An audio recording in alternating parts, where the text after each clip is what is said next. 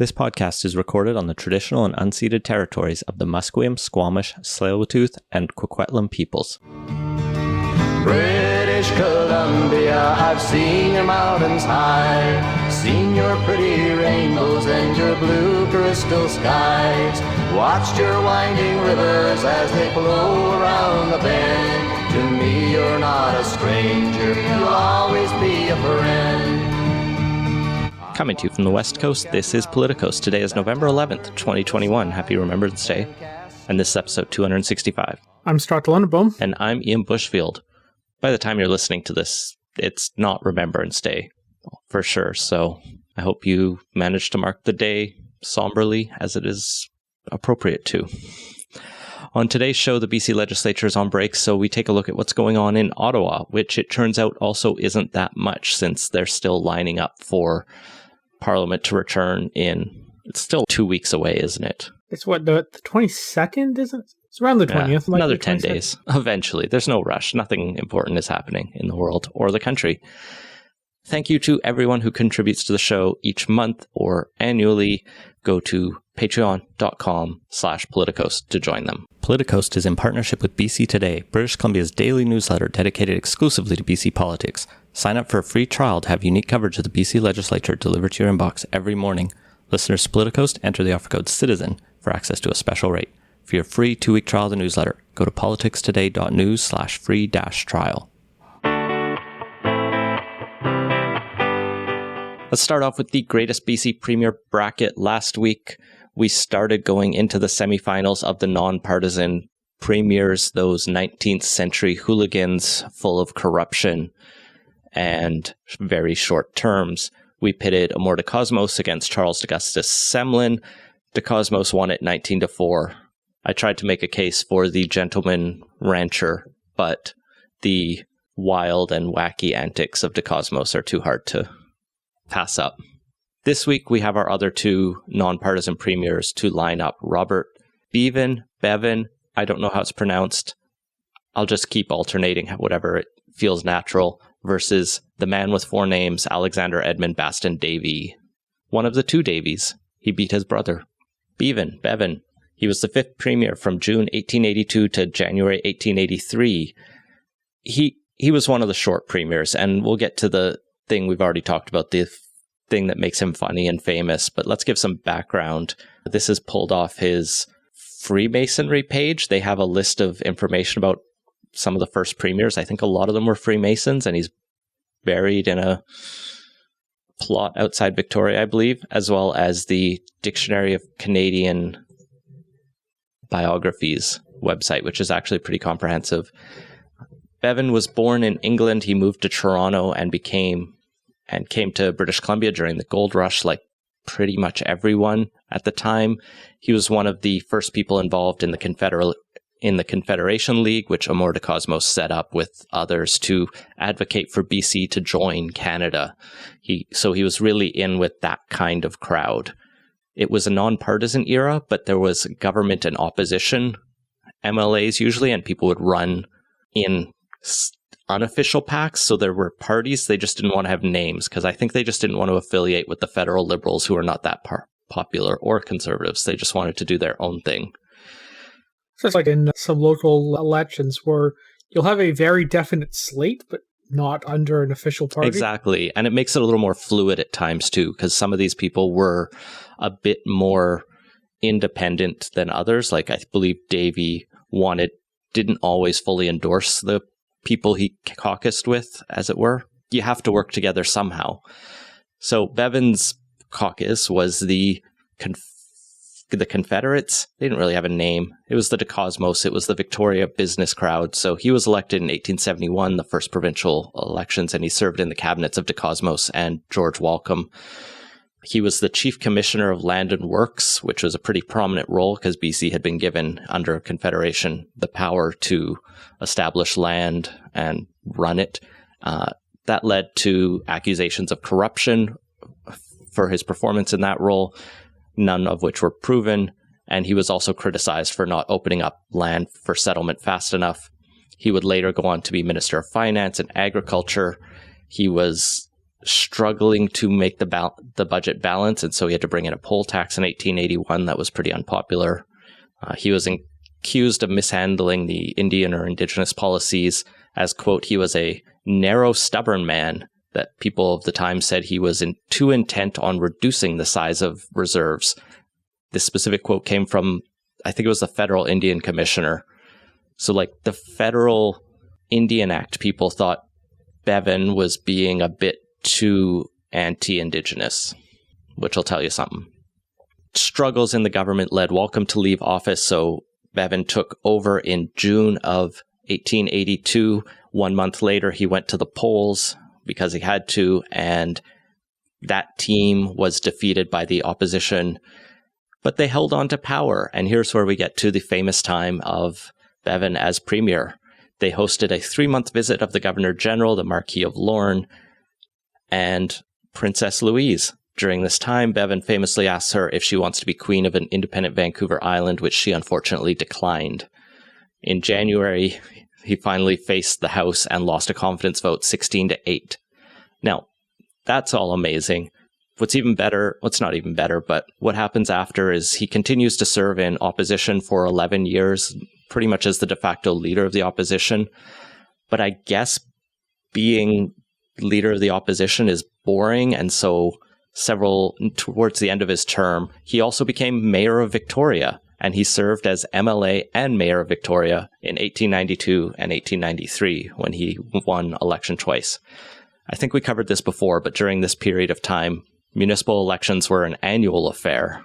That actually sounds terrible. It would give Canby Reports so much content. Yeah, you guys would have so much content. We already do. If you think the local governments are ineffective at getting stuff done, imagine permanent campaign mode for that. I think one of the things I read, I don't have it in front of me, I think it mentioned he had to deal with like a malaria outbreak during this time, or smallpox outbreak. There was a disease outbreak, so he had to deal with a pandemic I guess it wouldn't be a pandemic. It was an outbreak. It would be, at most it would be an epidemic. Yeah. In any event, in 1894, he lost his seat as mayor, and he subsequently lost his seat as an MLA. His final provincial campaign included fights for what were described as working class views, such as the 8-hour workday, good thing.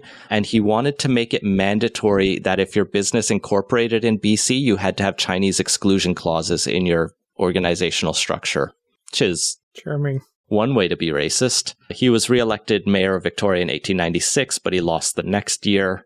And in 1898, he ran for provincial office and came last, so was not that popular.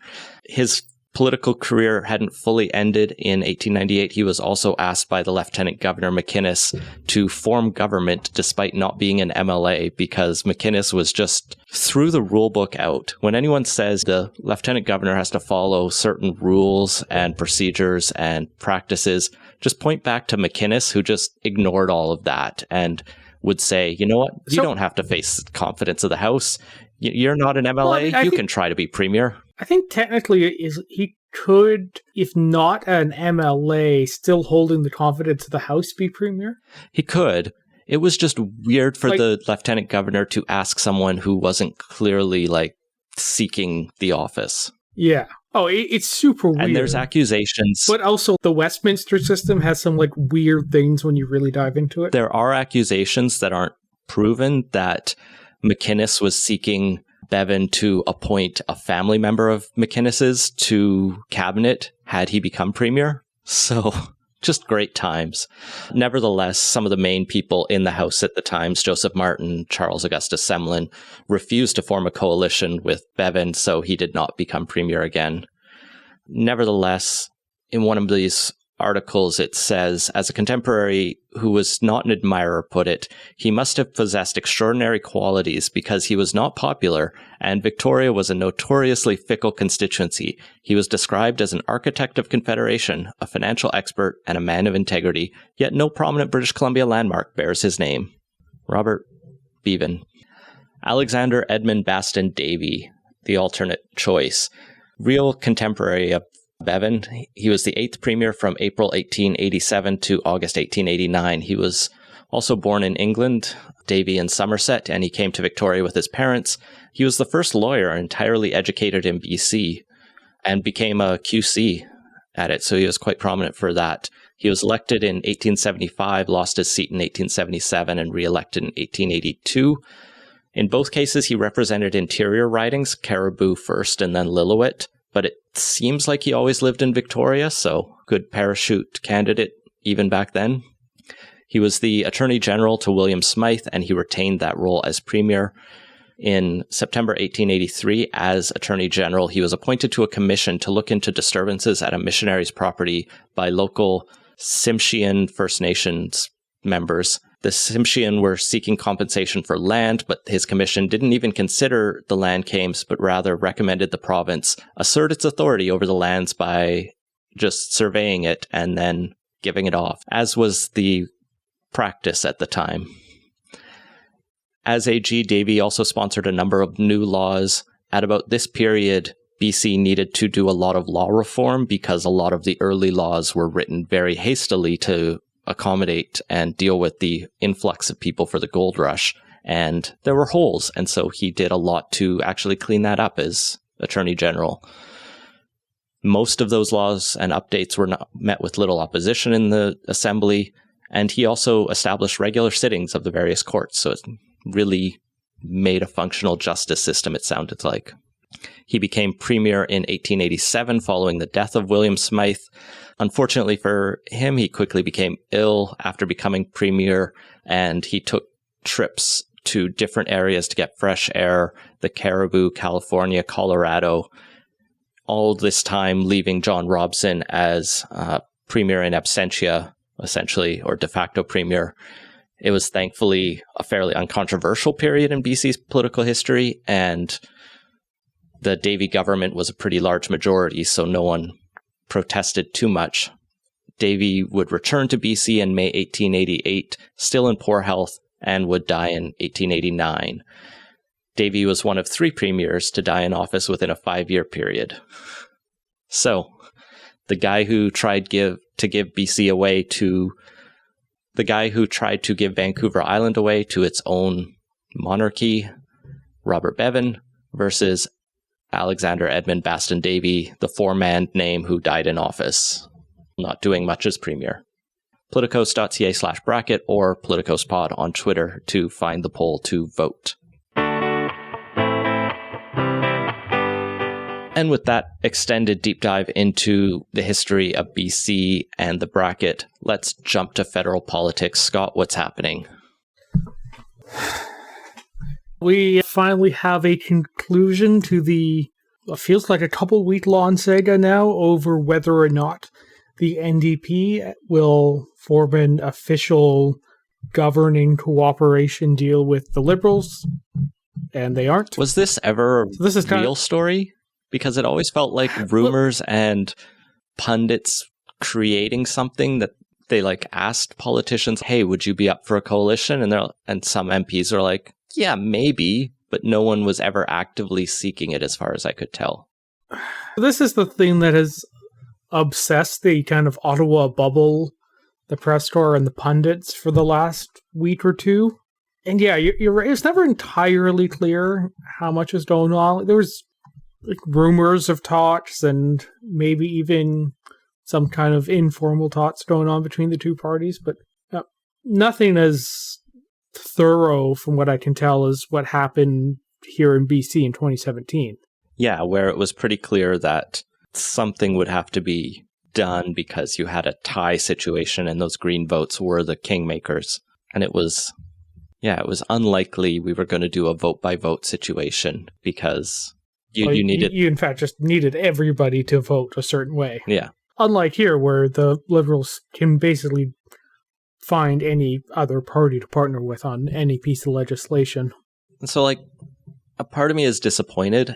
I think there would have been a lot to at least establish a precedent on the federal scene for something that we haven't seen in quite a while, with even just one of the rumors was a 3-year confidence and supply agreement where there would be key terms, BC's deal. So the NDP could still be in opposition, but would agree not to bring down the government for 3 years in exchange for certain policy deals. But I'm not surprised because this is the default of the last 20, 30 years of minority governments is act like you're a majority and just go for it. Yeah, it's not always a great deal for the junior partners in these either. Yeah, they can sometimes get some policy concessions out, but they usually end up getting hurt at the next election afterwards. Like, all the successes become the success of the senior, partner in this, and the junior partner in the coalition wears any unpopular decisions because they didn't step in and stop it. So it's probably to the NDP's advantage not to actually be in there. Yeah, I think the BC Greens managed to avoid that fate. But they lost a seat. They lost a seat. They kept their vote share. But I think the key thing was that it didn't go worse for them. They didn't totally collapse as was somewhat predicted at the start of the election. And I think that was because of a change in leadership and a leadership that proved itself in Sonia Furstenau during that campaign, that people could feel confident. If it was Andrew Weaver running another campaign, in 2020, I don't know if he would have done as well. But we don't live in that world. So yeah, no special deal. The NDP are open to working with the government, though. That's not a surprise. They had said that all along. Yeah, so I guess the Ottawa bubble will have to find something else to obsess over, which will most likely be the future of the Conservative Party leader. Yeah, the big news story that we also got to focus on for them this past week was Aaron O'Toole announced his shadow cabinet, his critic roles for all his ministers, and more interesting than who got what position was who didn't get a position, and that was anyone who seemingly had anti-vax positions in their recent history. Yeah, most notably Leslyn Lewis and Marilyn Gladu were notably excluded from the cabinet, or shadow cabinet, as was Mart Strahl, who previously had a shadow portfolio. And Rosemary Falk as well was like a critic for families. Lewis is quite notable. She performed strongly in the leadership race against Aaron O'Toole and Peter MacKay. She even beat out Peter MacKay in the end, didn't she? Or she came close? No, it came down to MacKay. Right. No, she finished third, but she finished a very strong third, much better than people expected. Yeah, considering she came from nowhere. Yeah, so very much seen as a rising star within the Federal Conservative Party. But very socially conservative. And I think in the period since she ran in that leadership race, she's had a few editorials and op-eds out that I remember one prominent one where she said Trudeau was leading a socialist coup of Canada, which is an incredible take given he is prime minister, and that's not how coups work.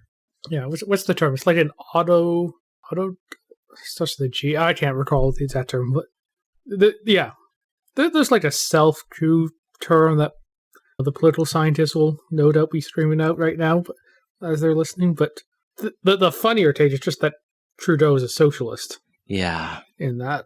So she's not in cabinet.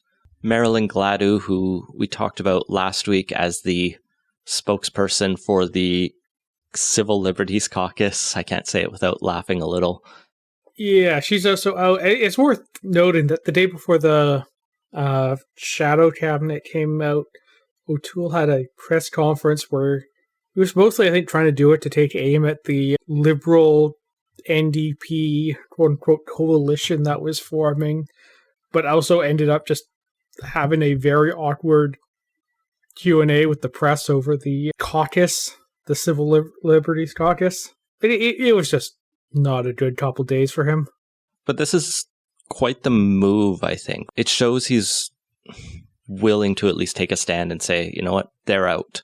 I'm going to separate where the Conservative Party needs to go from this small fringe. And he's even had comments to a couple other press in the last few days about how, okay, yeah, I will admit that anti or vaccine skeptical or these types of MPs who are going off harmed our party and harmed our party's chances in the last election. And so I think he's starting to define an opposition, which might give him a better chance to keep his job, frankly.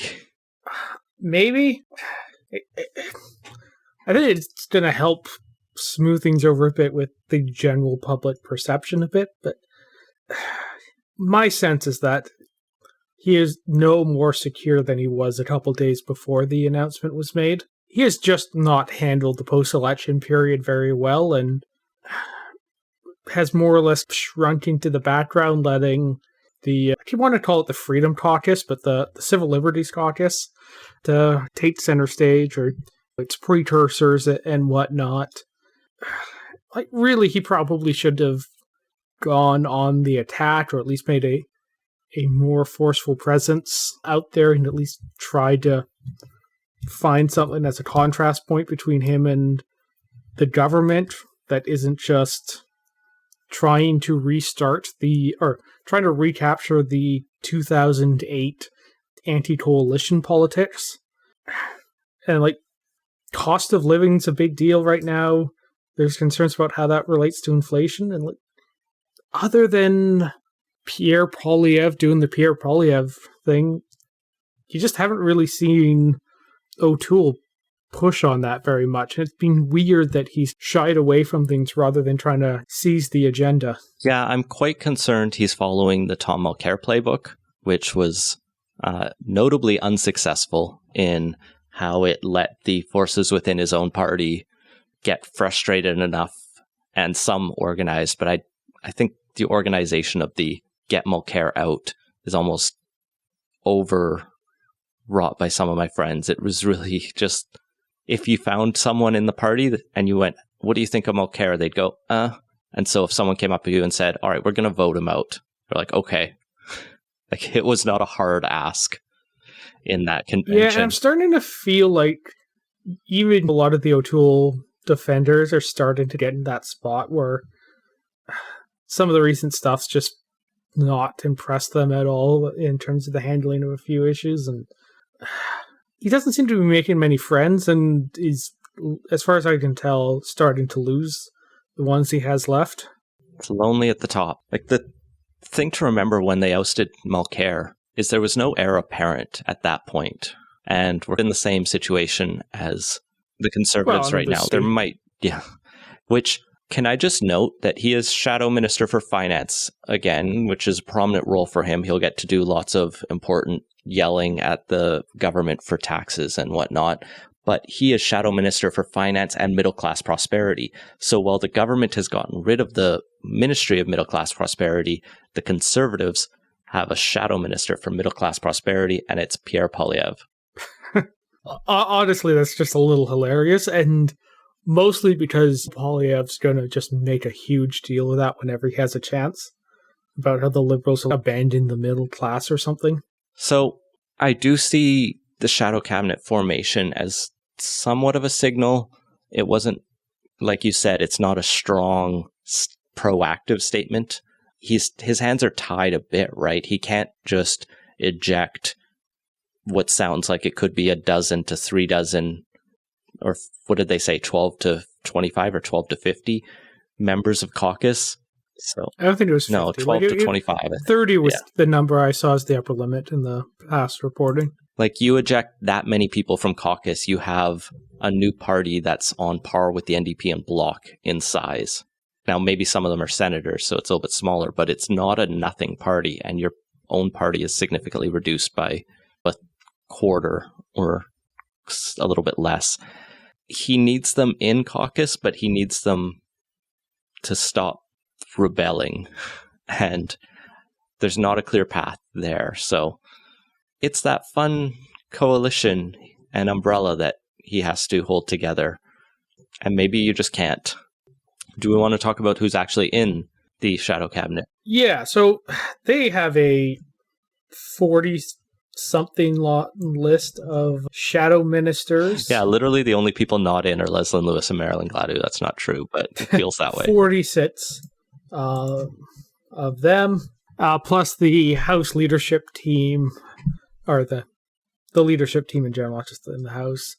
I don't think there's really much to say on their leadership team, but notable shadow ministers. We've already mentioned Pierre Poilievre.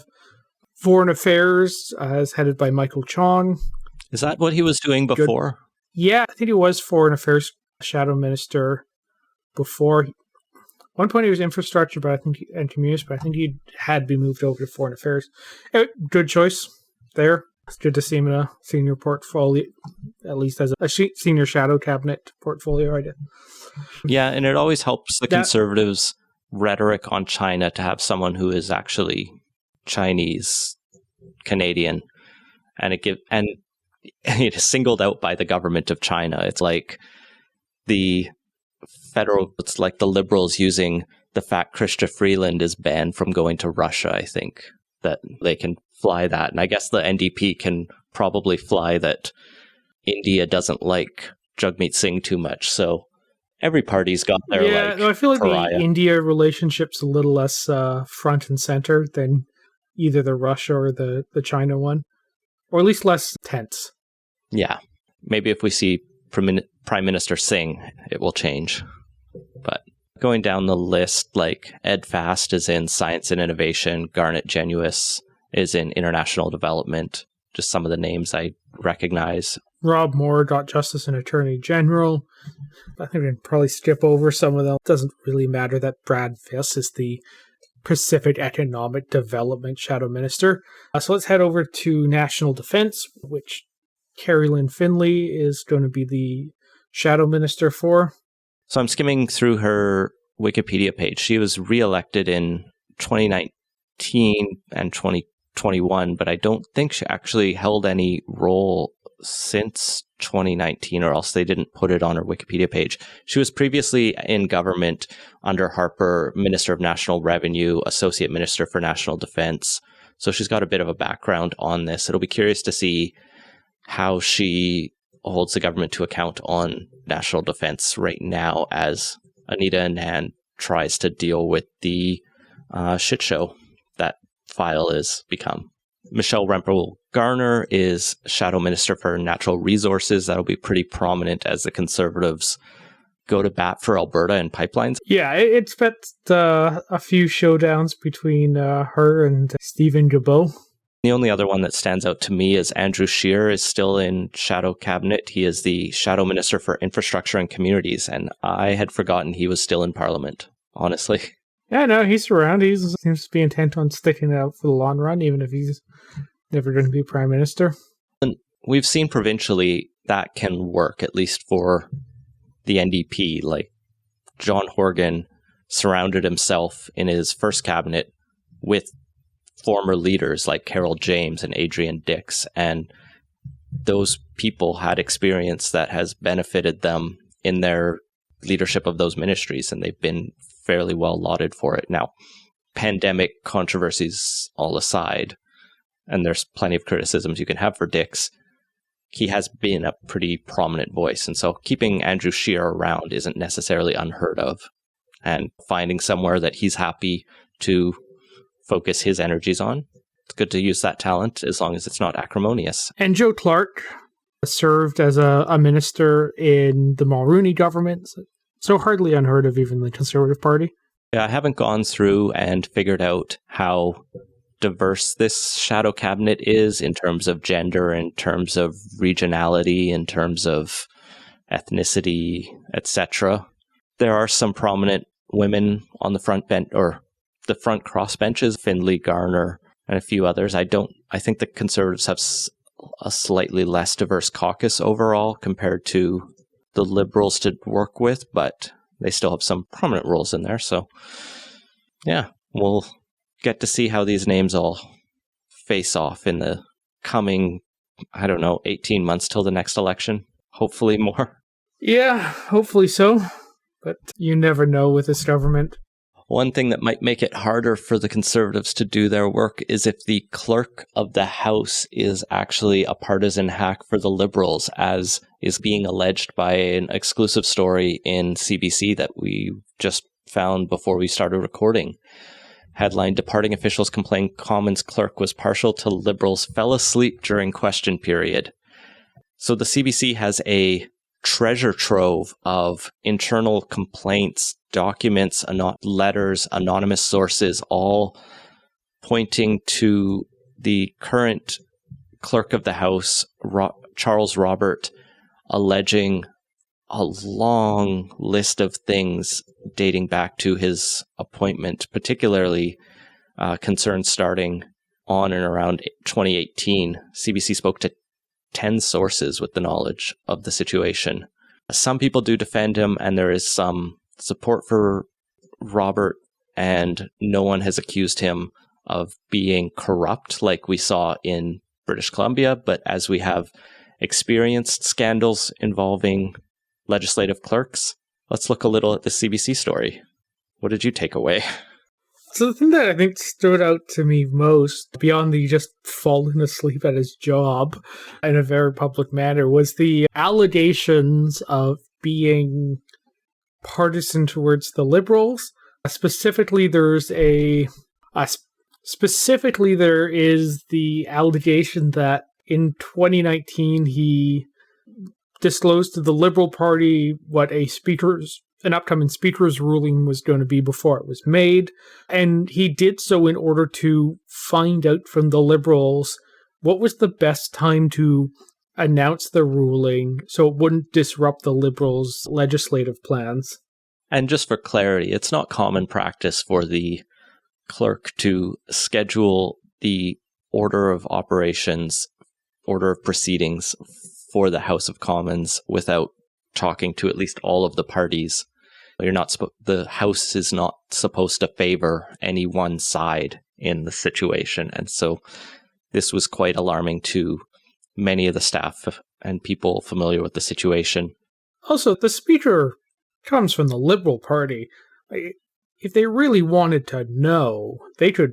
Shouldn't the speaker just done his own bat channeling to discuss that? Yeah, it sounds like the one. Technically, they're supposed to be a independent person, but nobody's that independent who comes from a partisan background and is elected as a partisan. I guess they needed the clerk's involvements to schedule the day to their, advantage. I think what the NDP needed to ask for, and maybe this is what sank the coalition talks, was maybe they were asking for a fully independent speaker like we had in British Columbia with Daryl Plecas, who could just go rogue. And I don't know which MP would fit this role best, but we needed an MP to be an independent speaker who was willing to drive around at night and stalk other members of the legislative team's houses. Definitely Elizabeth May. Oh, good times. In this story, CBC says sources also claim that, quote, some staff members concerned about the risk of leaks to the Liberals have stopped sharing information with Clerk Robert. A wild allegation that people know he leaks to the party, and so they just are not internally sharing information with their boss, because the clerk is effectively one of the senior. Yeah, you're basically second only to the speaker in terms of actually running the place. And given that the clerk is the bureaucrat side of it, is the one who it's the deputy minister equivalent to the House. On the falling asleep stuff, they say many complainants wrote that they witnessed him falling asleep in the chamber during question period, quote, very regularly, in fact, often daily, even though that question period is usually the busiest time. And this was seen by Pages as well. And I'm pretty sure CBC pulled a screen cap from the live feed where you could see him. It's a little bit small because he's at the far end of the chamber, but asleep on his desk with 300 plus people around him as the House was full pre-pandemic. And the response is that was dealt with by 2018 and he no longer falls asleep at work. But it's just wild that he held on to his job through this. There's also some allegations around a toxic workplace. Some of that is also contested in terms of other people saying it wasn't. It's a mess. It's a detailed story. We'll have the link in the show notes. I encourage you to read it. But what's really... Yeah, CBC's done some good work in the past, kind of breaking what the actual workplace situation is at a lot of the most senior levels of government. I think they broke the Julie Payette stories as well. That's what I was, alluding to. What's interesting here is CBC gets into how Robert's appointment was actually rather controversial at the time. The Liberals, in their fashion when they needed to replace the clerk or find a new clerk, went to a committee structure that they've used for so many other appointments that has been slow and not always worked perfectly. And rather than simply appoint the acting clerk to the role, which is what happened here in British Columbia and what sounds like it was standard practice at the House of Commons, tried to do a wide search and ended up finding Robert apply. So they went out of their way and pulled for someone else. Yeah, he was working as the interim clerk of the Senate at the time. And he was also in a relationship with a senator. A Liberal senator. Liberal appointed. So not formally a part of the party, but also not entirely outside of the Liberal bubble. Green Party leader Elizabeth May and 78 Conservative MPs voted against his appointment, presumably in favor of Mark Bosk, who was the acting clerk at the time. Now, to Robert's credit, he did have, according to the government's release, vast knowledge of rules, procedures, and practices and precedent over 35 years of public service. Like, he meets the paperwork. He was interim clerk, as you said, for the Senate. He wasn't a nobody. It was just a little out of the norm and raised some questions. I don't know where it goes from here. We'll see if this becomes something that I can't imagine the Conservatives would not bring this back up. There's another allegation in here that Robert, after the 2019 election results were announced and the Liberals held on to government, said something to the effect of, well, at least I'll get to keep my job, to peers around him, or expressed pleasure that the Conservatives didn't win because he was worried they would depose him. Yeah, no, that's definitely going to wrangle the Conservatives for sure. There's definitely a sense among the Conservatives that they are in hostile territory when they're in Ottawa, that the government apparatus is mostly staffed by, if not partisan Liberals, people who generally align on worldview with the Liberals. And that was the source of a lot of tension in the Harper years. But this, yeah, basically speaks right to that concern that is ever present among the Conservative Party. So yeah, I expect that they will definitely take this up as an issue. And given the opposition has a majority of the votes in the House, it's going to be hard for the Liberals, I imagine, to keep Robert in the role if that's what they want to do, unless they can find some dancing partners. And I don't know who would dance to that tune, because it undermines the credibility of the House itself, which is bad. Someone who is not keeping her job is Annamie Paul.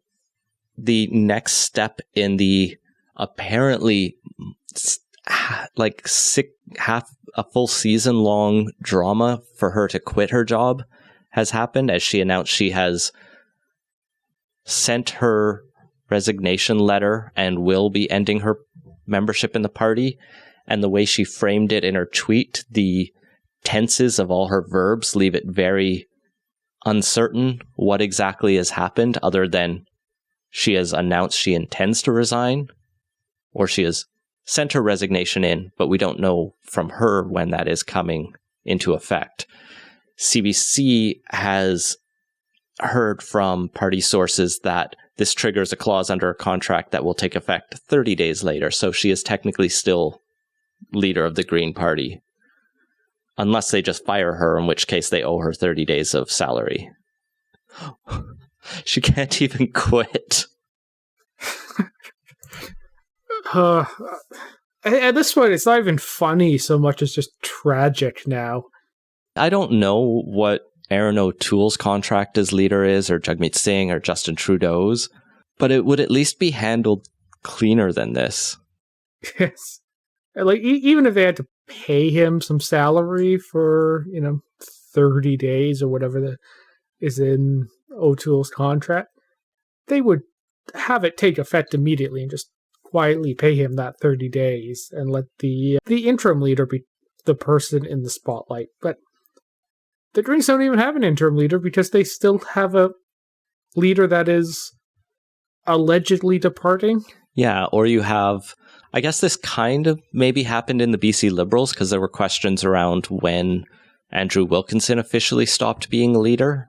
I remember that one seemed to have been done with the support of the party, basically because they didn't want to schedule the leadership race until February 2022, which personally I think is a bad decision because there really does not seem to be a strong case for lawn leadership races. They just divide the party, take resources and attention away from the main event of politics outside of the internal party factions, and yet they seem to be popular, particularly among right-of-center parties, for reasons I do not fully understand. But yeah, anyway, because there was a clause in the BC Liberal Party constitution that limited the period at which an interim leader could be in place before a permanent leader had to be selected to 1 year, they seem to have worked out a deal where he technically stayed on until the start of 2021. And the question of leadership debate length isn't even at the forefront of the Green Party of Canada's minds, as they are still trying to decide how much they want to punish their former leader, or their outgoing leader, I should say, which, again, is just wild. It's just let her go in peace. Stop the fight over this. She's quitting. You got your wish. She's going to burn her card. I am surprised she hasn't done it already. Try to move on. She probably technically has to be a party member to be leader. And if she burns it, they'll stop paying her. Yeah, because they would jump on that chance for sure. It's just not pleasant. It's not like it was a funny saga for a while, but now it's just sad. And I feel bad for anyone I know who's been involved in the Greens. I don't feel bad for anyone who's involved in the People's Party or Warren Kinsella, even though Warren Kinsella just won a suit that Maxime Bernier had launched against him for defamation. During the 2019 election, Warren Kinsella, I think he announced it during the election, was taking a contract from the Conservatives to run a hit campaign on Maxime Bernier, announcing he's racist, trying to impugn his reputation and just drag up dirt on him, which didn't seem necessary. Like, he was pretty good at just putting it out there himself, and everyone was calling him. So I feel like that was money wasted on the Conservative Party's account, and I have no clue what effect Kinsella actually had. Nevertheless, Bernier sued him for defamation. The Ontario Superior Court ruled, Justice Callum MacLeod, saying that Bernier was defamed by Kinsella. But I think the best way to say it is that it was worth it for the public good. I'm guessing that's not what he actually said in the ruling, that it's a matter of law that defaming Bernier is a public good. No. Although I could certainly understand why someone would reach that conclusion, but this is probably one of those, he's a politician and there's some degree of just political back and forth that happened in a democracy, and this is in those bounds. I don't have the ruling in front of me. The article summarizes it saying Bernier didn't prove that Kinsella caused a significant enough harm to his reputation to outweigh the importance of freedom of speech on matters of public interest. And criticizing politicians is a pretty fundamental right in Canada because of, like you say, the political importance of it. And so being able to have that debate and being able to put those ideas out there. I do find it hilarious that king of free speech defender Maxime Bernier sued someone for things they said about him. But he lost, so free speech won. You should be happy, Maxime Bernier. I'm only sad that Warren Kinsella also somehow won here. Just a fun end to that story. Let's close off with a couple provincial stories here back in BC. Justin McElroy, municipal affairs reporter, again. Let's talk about him, but not for his municipal affairs stuff. That's all we'll talk about on Cambie Report. He has a Twitter thread about some media requests he was doing during the pandemic relating to information on COVID-19 data by neighborhood. He was the CBC's main data reporter on that. People love his charts. People know his charts. He wanted more data. He asked for it, didn't get it. But now he has an FOI response about... Actually, this Who didn't? FOI looks like it was fired. Looks like this was filed by Tyler Olson. Yeah. From where's Tyler? He's in Fraser Valley now, I think. Pardon? I think he's at a Fraser Valley. Yeah, that sounds right. I should know that. But yeah, he's not a CBC reporter, but... he writes for the current Fraser Valley. That's the one. Anyway, he FOI'd all the communications that followed from McElroy's request for the data. And it tells a rather interesting tale of basically the public health agency taking weeks of back and forth to decide whether or not they could provide this very basic data to a reporter, and ultimately it getting quashed by the senior people in there. By the senior person, by Dr. Bonnie Henry herself. It seemed in this thread like most people were prepping and ready to give McElroy the data they were looking for, that he was looking for, as much as they could. Some of it wasn't collected regularly. But he says the BC CDC comms person got a response from the PHSA quickly. They could tell a reporter basic information about a deadly pandemic, and they just needed government sign-off. It went silent for a few days. And finally, they get a response from Bonnie Henry, who says, wait a second, what is the CBC request? This is info for the minister, I understood. We are not providing CHSA data across the board. Please give me the context for this. And they just didn't release it. Instead, it got leaked to the Vancouver Sun. We don't know by who, but someone was mad it wasn't going to get to the public's hands. Yeah, the whole story here is bizarre. The government said it was going to be, or it was one of the most transparent jurisdictions in North America over COVID, and clearly it isn't, when it took weeks and ultimately decided not to release the data that many other places across North America were releasing. And only that would be good and useful public information for people to attempt to calibrate their risk assessments of everyday activities in the context of how much COVID was going around at the time. There just doesn't seem to be a strong case to not release this data. Yeah, it's one of those...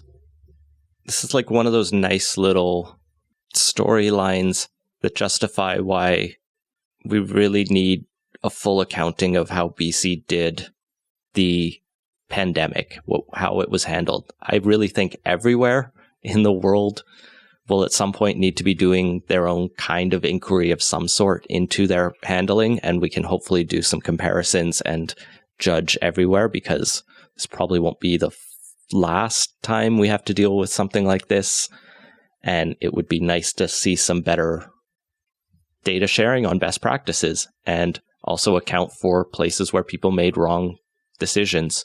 And this is a very frustrating story, and I feel a lot of things. Good work for Tyler Olson for asking this. Shout out to Justin McElroy for telling the story on Twitter. Hopefully it gets written up further and more questions get asked, because it's wild that this didn't even seemingly hit the political offices. It was the public health officer making a very political decision. Now, obviously, she always makes political decisions. All decisions are political, but this isn't even... This didn't... Like, it was the data, the public health data, but it's frustrating. It makes me mad. Yeah, and... I definitely agree. It's frustrating on this, and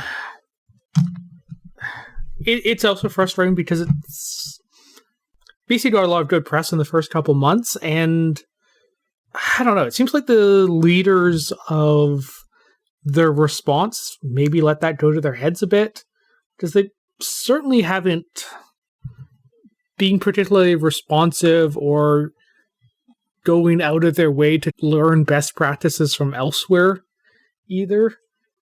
Hopefully more journalists get more chance to ask more questions and get more data to tell us the full story, because it's pretty clear it's not all getting out there, and that's a good way to sow distrust in our institutions, which is not good and fuels bad politics. Well, particularly when the NDP is actively right now trying to make it harder to get access to this information as well.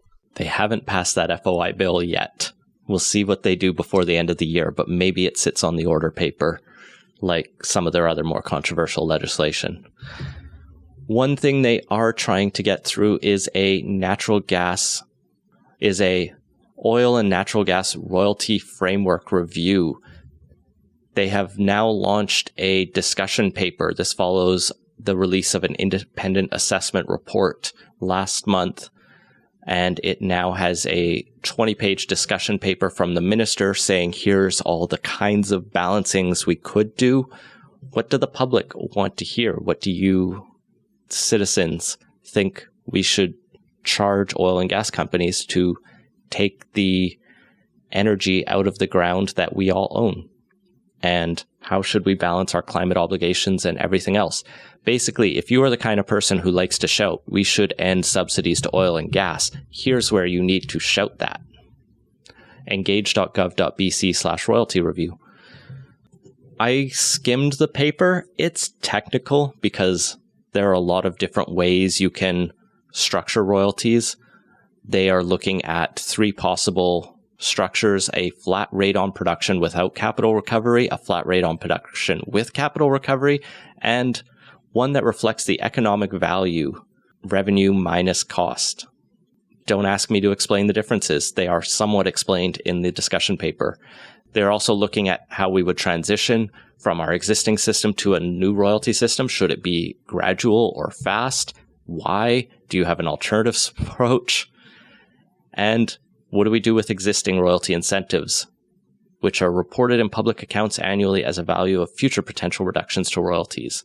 If you are an accountant in a very niche field and have a lot of opinions, you can do that. I'm sure you can also just yell at them, get rid of oil and gas subsidies, if that's your thing. That hasn't worked so far.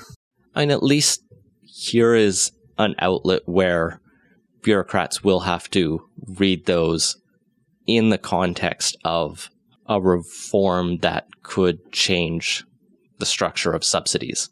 If you're going to type that out, it will be probably more impactful to enter it in the place here rather than into your Twitter.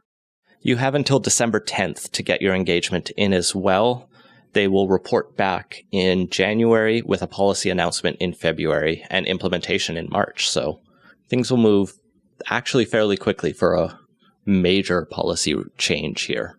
Anyway, royalty review, it's a good chance to really affect like a fundamental portion of the budget of this province and affects a large industry and one that also pollutes a lot. It's important. Go take the survey. Link in the show notes. And that has been Playtoast. Find links to everything we talked about at playtoast.ca.